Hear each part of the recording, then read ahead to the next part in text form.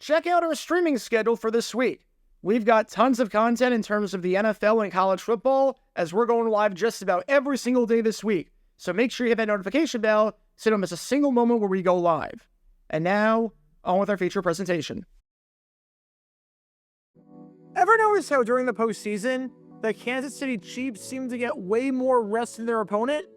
I don't mean just getting the #1 seed and getting a bye week into the next round, because, well, duh.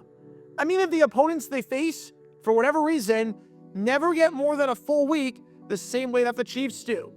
This year, the Houston Texans played on Saturday of Wild Card Weekend, and now they're playing again on Saturday against the Chiefs.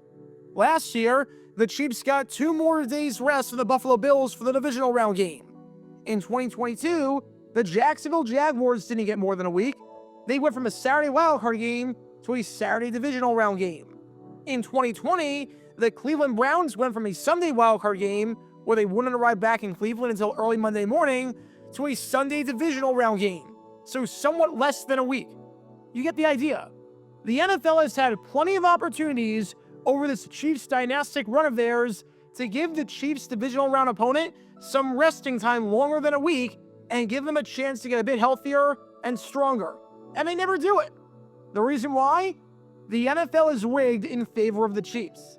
The Chiefs draw the best ratings because they have the Taylor Swift bump with Travis Kelce, and because they have Patrick Mahomes and Andy Reid, who are on every commercial nowadays.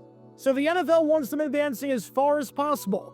So they rig the playoff schedule to allow the Chiefs to have the best possible chance. The NFL wants the Chiefs to win because the NFL is rigged. Seems plausible, right?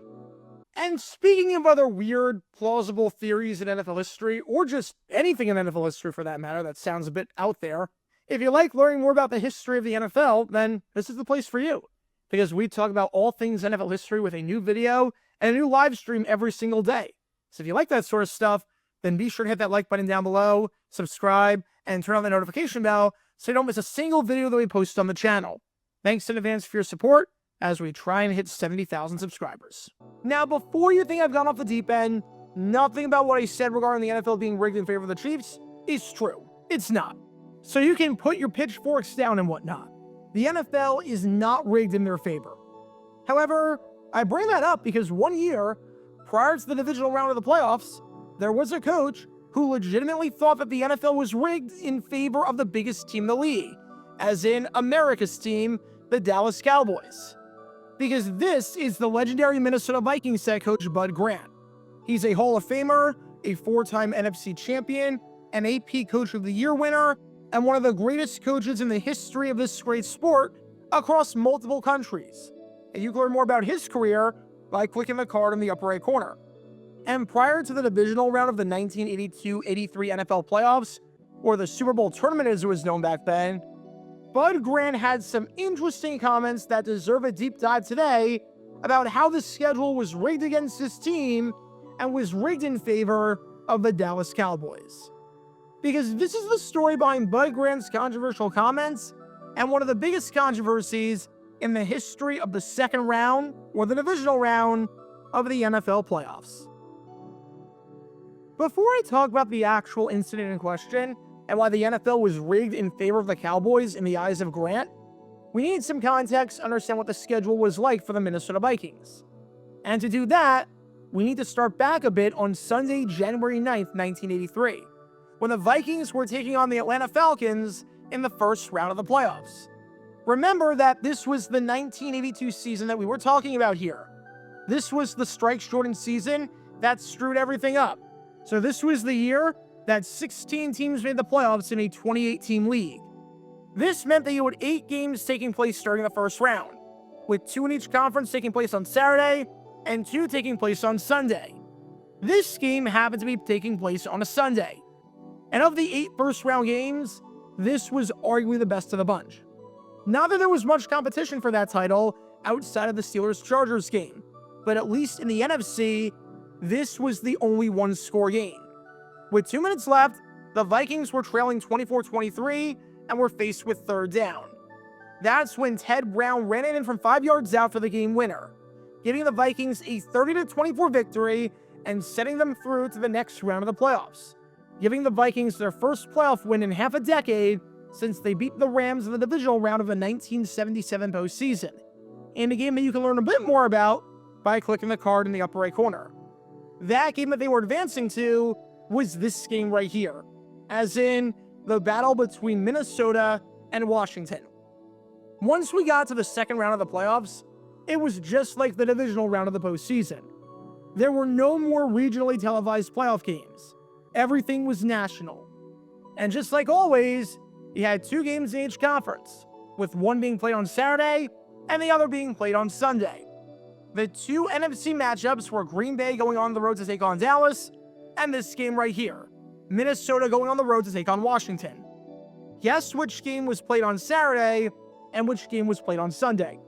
You probably guessed it. Minnesota-Washington was the Saturday game. Now you might be thinking to yourself, what's the big deal? Someone's got to be playing the Saturday game.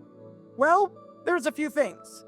Number 1, Washington played on Saturday in the first round, while Minnesota played on Sunday. So the Vikings were on one less day of rest already, which, okay, that happens. But the Vikings already played on a short week going into the playoffs. The final game of the regular season was a Monday Night Football game involving the Minnesota Vikings, in a game that the Vikings had to win in order to host a playoff game. They had already clinched the playoff spot entering that game, and you can learn more about that by clicking the card in the upper right corner. But to get a home game in the first round, they needed to win, which they did. But the Vikings were going from a Monday game to a Sunday first round game, and then we're going from a Sunday game to a Saturday second round game on the road. They were playing back-to-back weeks on short rest. And you might be saying, well, so what? Someone had to play on short rest, seeing as the Vikings' opponent in that Monday night game was the Cowboys. There was no other way to do it. Someone was going to draw the short end of the stick. Well, if the Cowboys, who beat the Tampa Bay Buccaneers in their first round game, played their second round game against the Green Bay Packers on Saturday and had back-to-back weeks of short rest, at least the Cowboys didn't have to waste a day traveling. The Cowboys were the number 2 seed, so they could at least stay at home. The Vikings? Not only was this back-to-back weeks of short rest, but they had to go on the road to take on Washington. So they were wasting a day of traveling too. And this meant that Washington had a huge advantage here by not just having an extra day of rest, but by taking on a Minnesota team playing its third game in 12 days, with said Vikings team having to waste one of those days traveling. They would never make the Cowboys do this. It was just the Vikings. And what that meant too was that because of the way the schedule worked out, that the odds were higher that we would get Washington against Dallas in the NFC Championship, as in the game that would draw the biggest ratings. It's an NFC East rivalry. It was the marquee national game when they met back on December 5th and the Cowboys won 24-10. You know how the NFL is with the NFC East and how the NFC East rivalry games consistently draw the top ratings? It was true back in the 1980s as well. Some things never changed. The schedule was designed to ensure a Dallas-Washington NFC Championship, at least according to Bud Grant. Because in the eyes of this man right here, Vikings head coach Bud Grant, he thought that this was wildly unfair. He saw what was happening. He knew what was going on. You're telling me the Vikings have to play back-to-back weeks on short rest and have to travel when the Vikings easily could have played Washington on Sunday and Dallas could have played Green Bay on Saturday instead, since Dallas, even though they would be on back-to-back weeks of short rest, wouldn't have to spend time traveling? This is all rigged in favor of that marquee matchup, and it's all rigged in favor of America's team. Said Grant, we have a short week again, and it's a road game in addition to that. But here is Dallas, the league's team, at home playing on Sunday. If you're thinking fair, that's not fair. We had coaches that never left the building, he added, since they were forced to stay due to the short week giving them no time to prepare, especially with the wasted day of travel built into that. As he said, they're just getting things done. I was here until 11 o'clock myself. You can't catch up. You just get it all done. Keep in mind that Bud Grant worked fewer hours than any other coach in football. He was not the kind of guy to sleep in his office. So for him to stay in the building until 11 o'clock at night says a lot. And the reason for the schedule being this way, the NFL wanted Dallas, Washington in the NFC Championship as much as possible. If it was Green Bay, Minnesota, as he said, they'd have two nobody teams in the finals, adding that Dallas was checking out hotel rooms for when they go to Pasadena for the big game, since the NFL is rigging it in their favor. Remember, this isn't some conspiracy theorist or some random columnist. This is an actual NFL coach in the middle of the playoffs prior to this game right here against Washington, as in a completely different opponent, mind you, straight up saying this about the league and saying that the playoff schedule is so unfair so that the Dallas Cowboys have an advantage. And look, on one hand, I get where Grant is coming from here. I really do. The schedule on its surface is a bit unfair. If some team has to get the short end of the stick and play back-to-back games on a short week and do the Monday, Sunday, Saturday thing, it really should be the Cowboys, seeing as the Cowboys can at least stay at home and don't have to spend a day flying. On the other hand, there is a very logical reason for why the schedule is like this, and it has nothing to do with favoritism or the league rigging it in favor of the Cowboys. It's about television. The Nielsen ratings trump everything. What matchup will get the bigger draw on Sunday? Minnesota-Washington, or a game involving the Dallas Cowboys? It doesn't matter who the opponent is, it's the Dallas freaking Cowboys. Sunday is a better day for the ratings than Saturday. It always has been, and always will be. So you put your marquee matchup on Sunday, and a Dallas Cowboys playoff game is your marquee matchup. End of discussion. Why do you think the Houston Texans play every year during the wildcard round on Saturday at 4:30 Eastern? It's the weakest time slot, and the Texans draw weak ratings compared to other teams, historically speaking. The same logic applies here with the Cowboys. Now, you could say this is a chicken or the egg scenario, where you wonder if the ratings are good because the Cowboys are on, or if they would have been good regardless because it's about the league and not the teams. But knowing what we know about the Cowboys and how polarizing they are and how well they draw, it's not hard to see why the schedule was crafted the way that it was. No rigging or manipulation necessary. This was just a case of the Dallas Cowboys being the Dallas Cowboys and being America's team and America's brand. As a result of this, the Vikings got the short end of the stick. And as you can probably tell from all these highlights of the game, or should I say, lowlights if you're a Vikings fan, we did get that NFC Championship game between Dallas and Washington that Bud Grant warned everyone about. Because at least when it came to the Vikings, they could not play spoiler on this day. Washington won the game by a final score of 21-7, leading 14-0 after the first quarter and never looking back, even if no points were scored for the entirety of the second half. Washington had over 200 yards rushing, with John Riggins running for a whopping 185 yards, which was an individual record in a playoff game for Washington. Their pass defense held Minnesota quarterback Tommy Kramer to a completion percentage below 50%. He started the game 2 for 9. And when you combine that with Minnesota squandering quite a few opportunities due to drop passes and whatnot, it's no surprise that Washington, at 8-1, was able to defend their home field and advance to the conference title, just as everyone expected.